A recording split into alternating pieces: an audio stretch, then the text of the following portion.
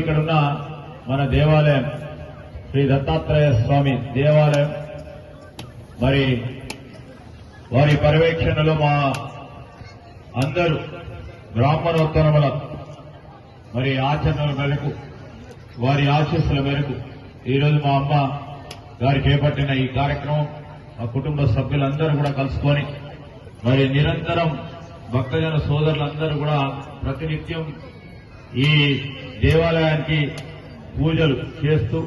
ఈరోజు ఇంత పెద్ద ఎత్తున సీతారామ కళ్యాణం చేయాలి అని మనం మరి ప్రత్యేకంగా సోదరులు మా మహేష్ సోదరులు గాని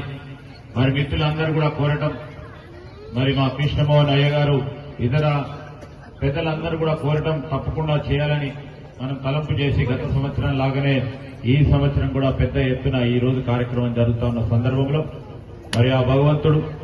ఈ సందర్భంలో అందరికీ కూడా మన రాష్ట్ర ప్రజానికానికి ప్రత్యేకంగా మన ప్రాంత ప్రజలకి